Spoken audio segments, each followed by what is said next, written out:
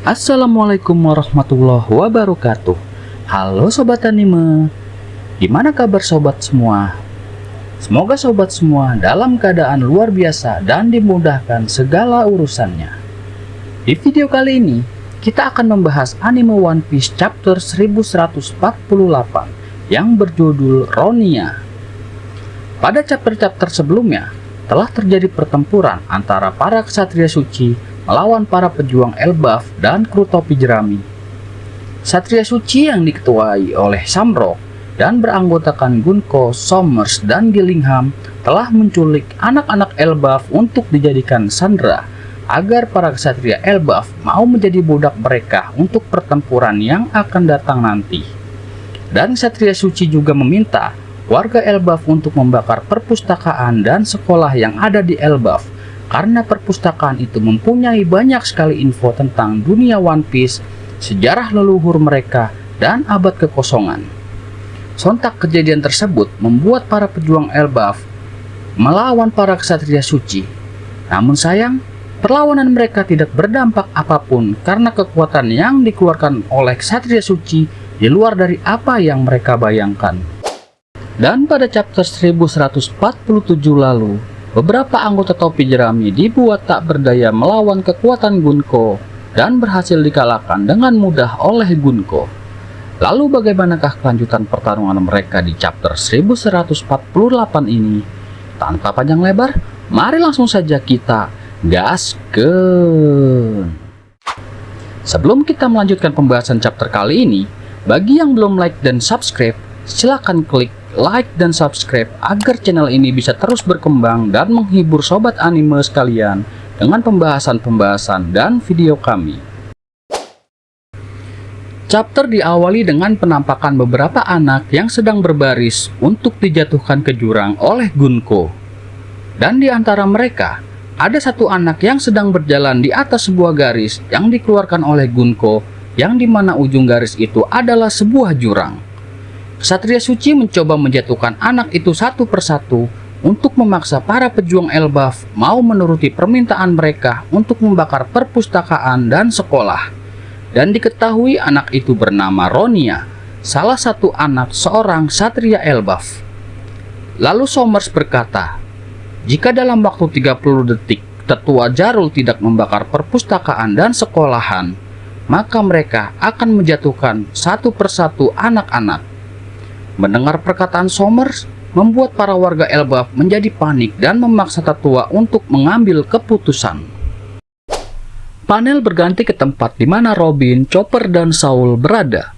Di sana Robin berniat menyerang Somers karena sudah sangat emosi dengan apa yang terjadi.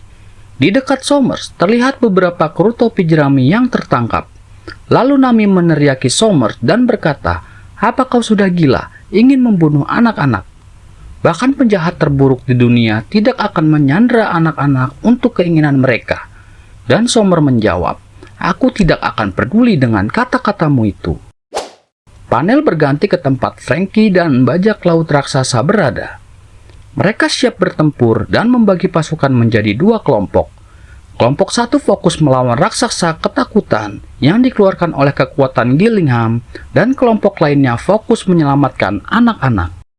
Panel kembali berganti ke tempat Robin dan Somers berada. Somers terus memaksa tetua Jarul untuk membakar perpustakaan dan sekolah. Tiba-tiba, Robin langsung menyerang Somers dengan telapak andalannya. Seketika serangan Robin membuat Somers terpental. Kru topi jerami yang tertangkap pun kaget bahwa ternyata Robin masih selamat. Lalu Jinbei mengatakan, "Hati-hati Robin, kita masih belum tahu tentang kekuatannya." Ketika Somers bangkit dan mengetahui yang menyerangnya adalah Nico Robin, Robin langsung melancarkan serangan selanjutnya. Serangan keretek abal dari Robin kena telak ke Somers yang membuat tubuh Somers patah tulang. Layaknya seorang yang abadi, tubuh Somers bangkit kembali seolah serangan dari Robin tidak berdampak apapun kepada Somers. Lalu Robin kembali menyerang Somers dan berniat menjatuhkannya ke jurang kehampaan bersama dirinya. Robin berkata, "Aku tahu kau abadi dan tipe paramesia. Jika kekuatan semak berdurimu hilang, kami bisa menyelamatkan anak-anak." Somers berkata, Apa kau berpikir dengan menjatuhkanku ke jurang kehampaan bisa menghilangkan jangkauan kekuatanku dari anak-anak?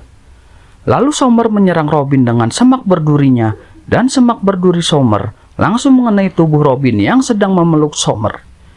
Namun sayang, serangan Sommer hanya mengenai Kage Bunshin Robin, dan seketika Kage Bunshin Robin pun menghilang. Sommer berkata, "Sial, ia sudah merencanakan semua ini." Ternyata tubuh Robin yang asli sedang mencoba menyelamatkan kru topi jerami yang lain yang sedang tertangkap. Namun sayang, ternyata Sommer mampu kembali ke atas dengan menancapkan semak berdurinya ke batang pohon Adam yang menjadi daratan di Elbaf. Sambil terus memaksa tetua Jarul untuk membakar perpustakaan, Sommer berteriak kepada Gunko untuk membiarkan mereka mendengar teriakan anak-anak yang akan terjatuh. Gunko meminta kepada Ronia untuk mengatakan sesuatu sebelum ia dijatuhkan ke jurang.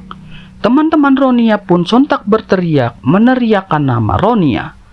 Lalu Ronia berkata bahwa ia cinta sekolah karena ia bisa punya banyak teman di sana, dan ia juga mencintai perpustakaan karena perpustakaan telah mengajarkan ia tentang banyak hal di dunia ini, dan guru-guru juga mengajarkan untuk berbuat baik dan tidak mengganggu orang lain.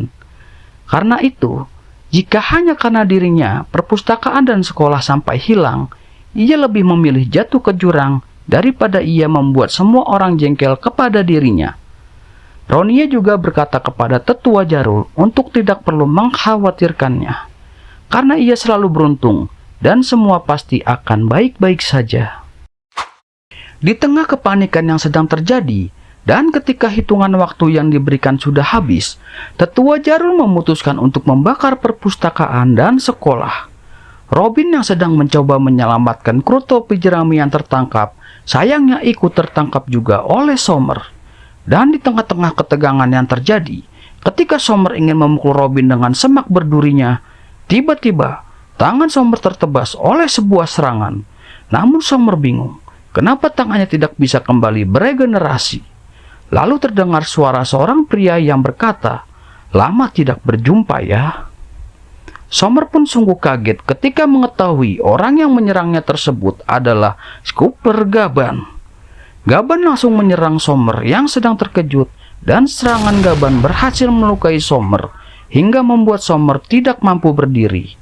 Dan chapter 1148 pun bersambung. Apakah di chapter selanjutnya, dengan adanya Gaban mampu membuat situasi berbalik? Apakah Sommer sudah benar-benar tidak bisa bangun oleh serangan Gaban? Dan sepertinya akan ada penjelasan tentang haki atau kekuatan baru di chapter selanjutnya. Karena kita telah diperlihatkan serangan dari Gaban bisa membuat tangan Sommer tidak bisa beregenerasi lagi. Padahal ketika melawan Robin dan kawan-kawan, mereka sama sekali tidak bisa melukai Sommer ataupun Gunko. Apakah jurus yang dikeluarkan oleh Gaban sejenis haki lain seperti ketika Luffy belajar haki Ryo di Wano? Dan sudah pasti, kita akan menantikan kedatangan trio monster dari bajak laut topi jerami. Apakah mereka akan datang juga di chapter selanjutnya ke medan pertempuran? Apakah mereka akan datang bersama Loki? Karena kita tahu sendiri, Loki juga sangat dendam kepada kesatria suci yang telah melukainya. Yaps, kita tunggu aja kejutan-kejutan di chapter selanjutnya. Semoga semakin menegangkan chapter yang akan datang. Terima kasih sudah menonton. Jika kalian suka dengan pembahasan ini, silakan like dan subscribe ya guys. Sampai berjumpa kembali di video-video kami selanjutnya. Akhir kata, wassalamualaikum warahmatullahi wabarakatuh. Bye.